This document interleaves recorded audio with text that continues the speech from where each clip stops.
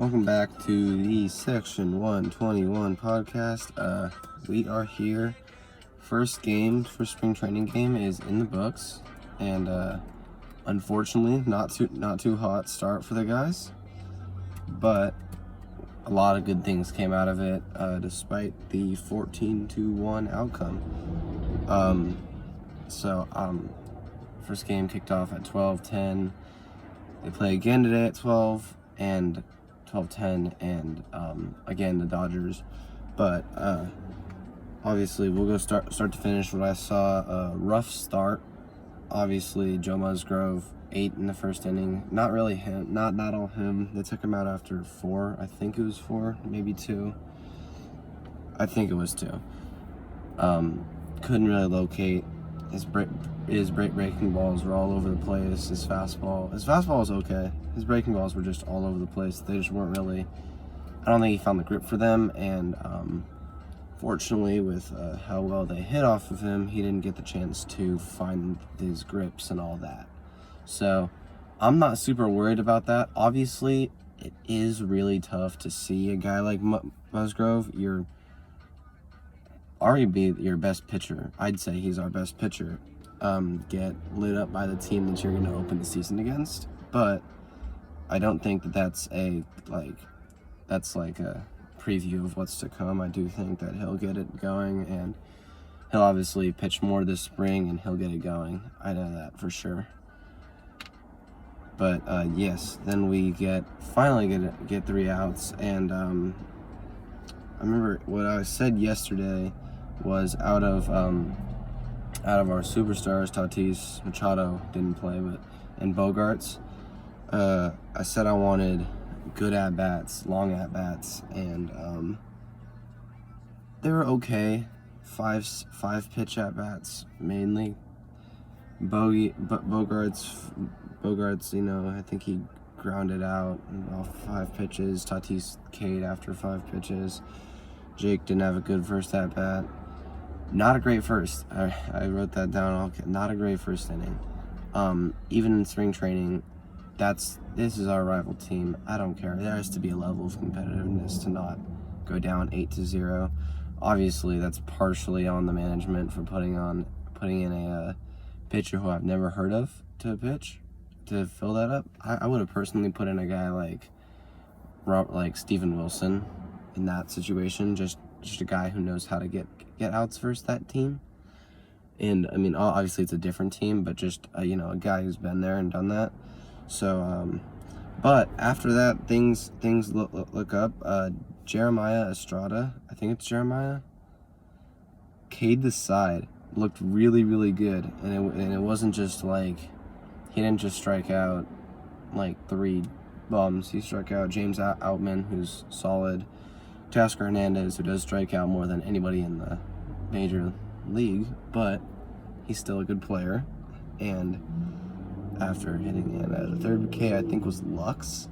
Maybe not. No, I think Lux was the next inning.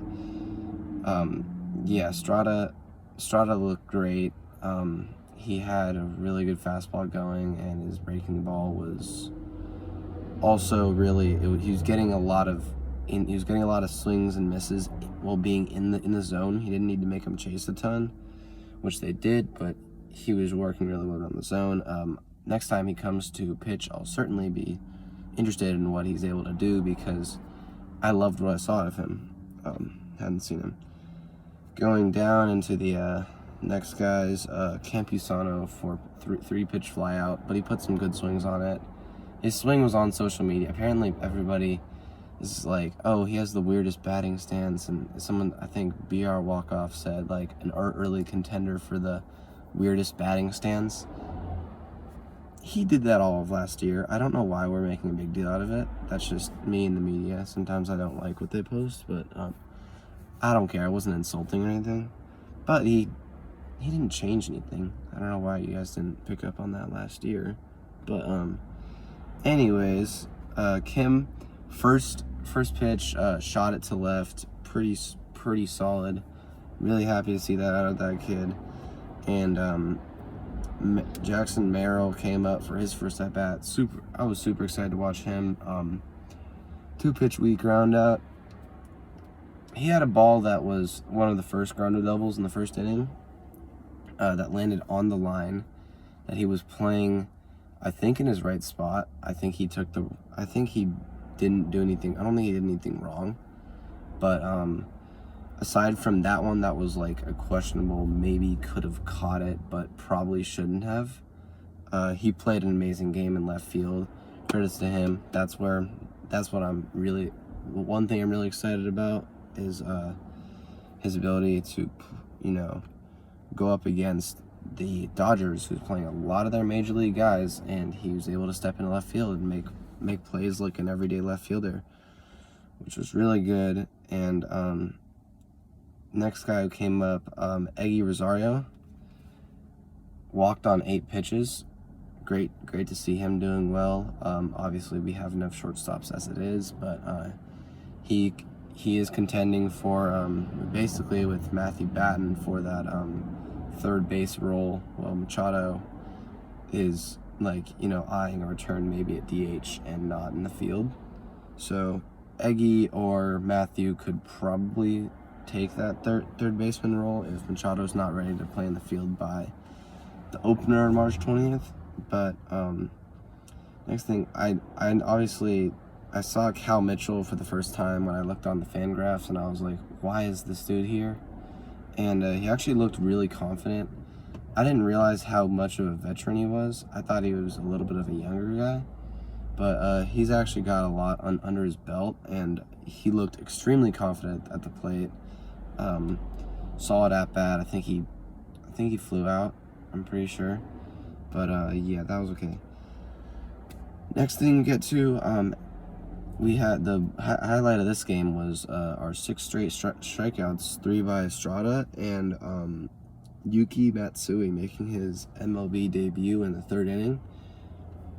Everything I could have hoped for. I want to see this kid today.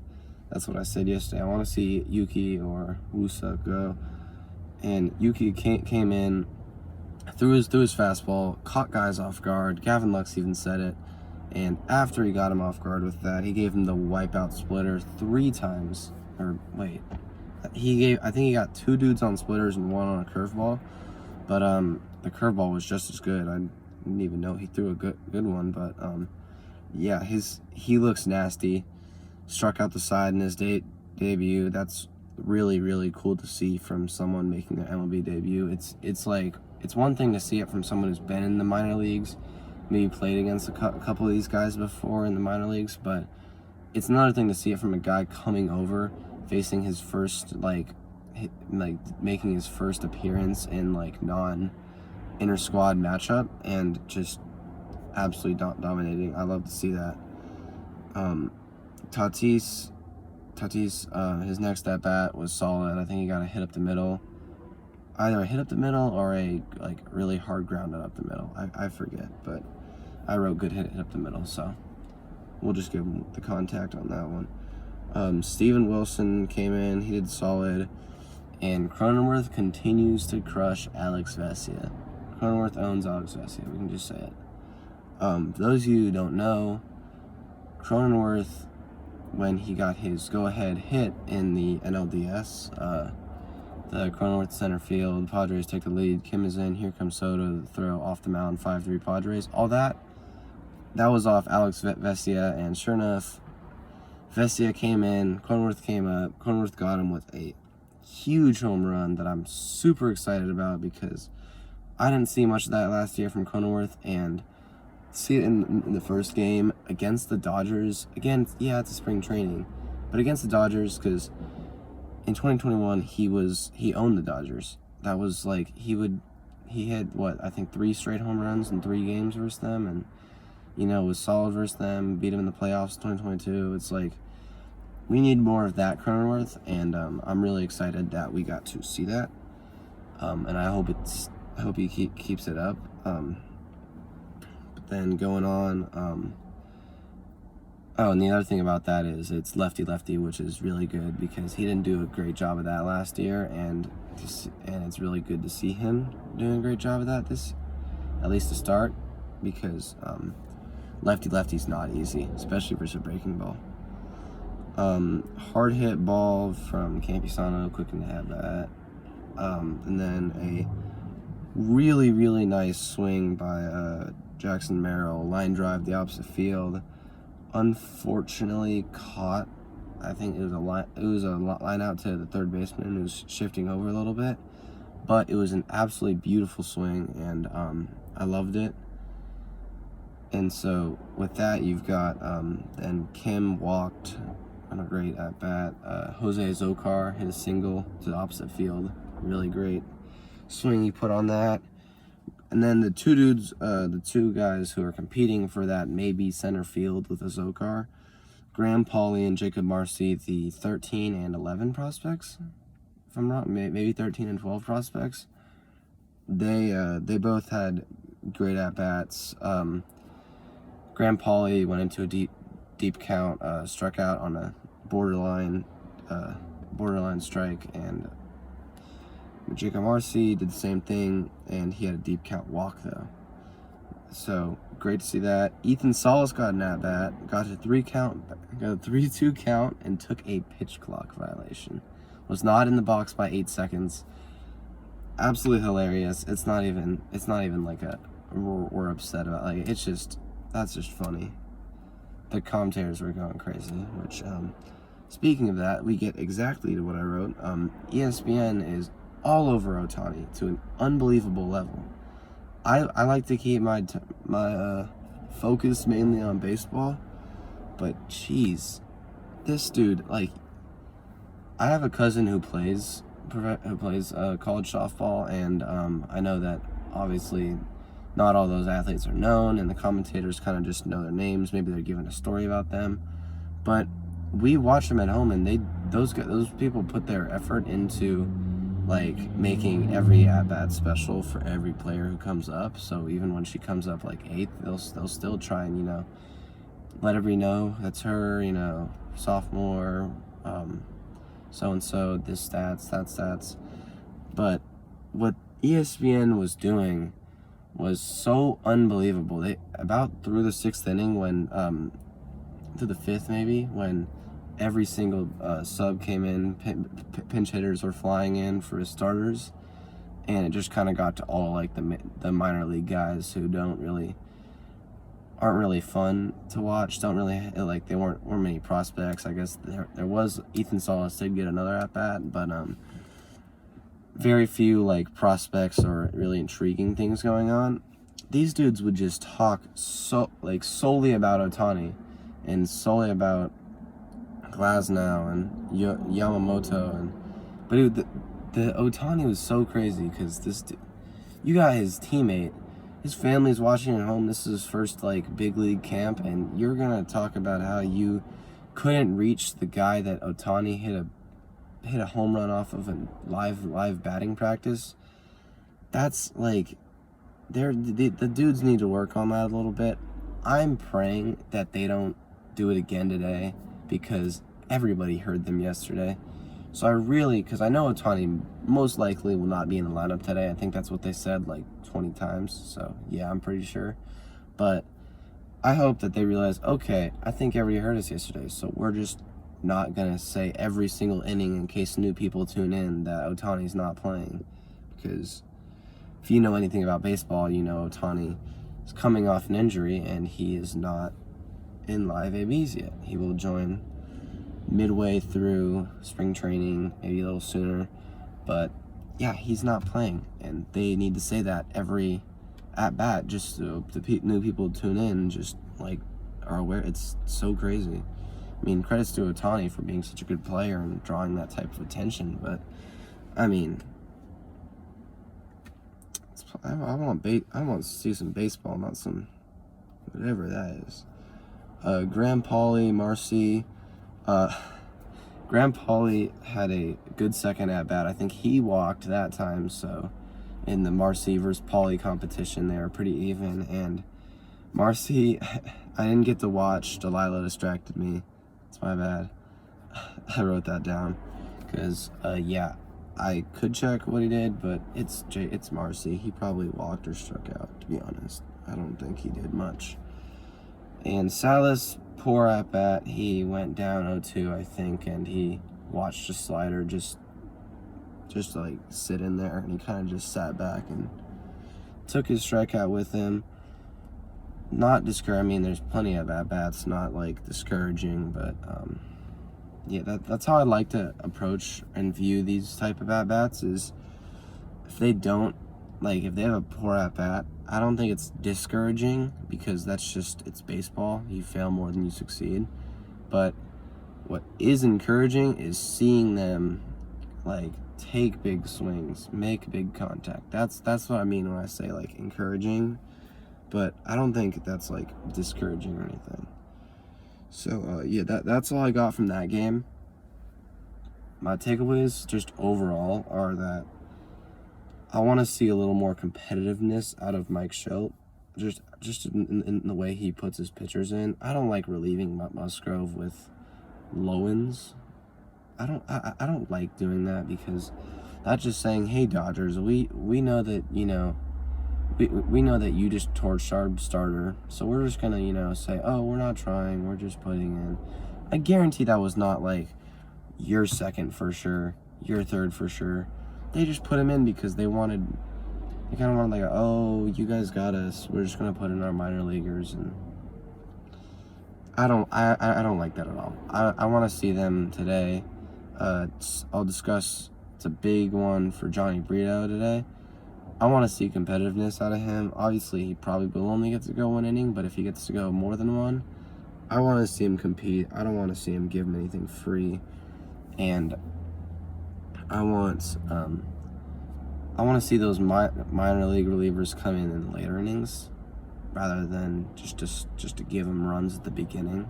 If we're gonna give him runs, the game better already be out of reach. And I want to compete a little bit. Obviously, it's spring training. Everybody's getting better, but just know the teams, know the personnel, know what team we're playing first this year. I want to see more competitiveness out of the squad and as a whole, because it really just looked like after that Teoscar Hernandez double, we really just didn't have much hope as a team. And Tatis kind of came up to the plate, just messing around, and Bogaerts too. And I mean, obviously I can't see it too well from just a computer, but I want to see that change. Discussing lineup today. I don't have it pulled up. I'm gonna try and pull it up. Obviously, if you were with me yesterday, you saw that didn't go too well. But let's see. Okay, they popped up in my face. So, all right, taking a trip to Camelback Ranch. Starting lineup: Wade. I don't know who Wade is. Shortstop. He's starting at shortstop. Cal Mitchell's in right field. Good. Graham Pauley's at first base. Higashioka is catching him. I like that. Jhony Brito throwing to his old catcher. Matthew Batten's at third. Perez Jr.'s the DH. Don't know who he is. I saw him yesterday. I think he put together a good at-bat, actually. Center field, Johnson. Don't know who that is. And Mercado and left. Don't know who that is. Second base, McCoy. Don't know who that is. So, as you can see, it's definitely not a very, very competitive lineup.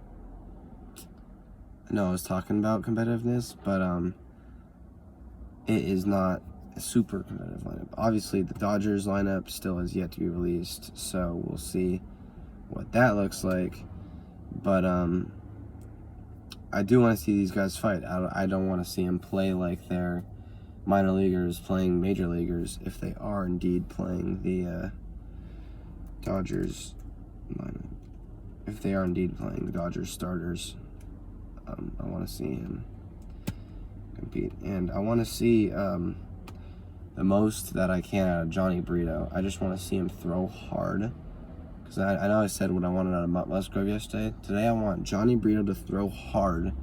I want him to throw his changeup a lot. I want him to throw his fastball a lot. I don't want him to get too fancy. And I just want to see him just hucking. That's all I want. So, and the Dodgers don't put up their lineup. You guys are lazy as fuck. Okay, so we are at 20 minutes. I'll be tuning into the Padres again today. I hope you guys will too. We hope that we'll see something different, maybe a little bit less of a crooked number. And yeah, let's go Padres. See you guys Sunday. See you guys Sunday. Thank you.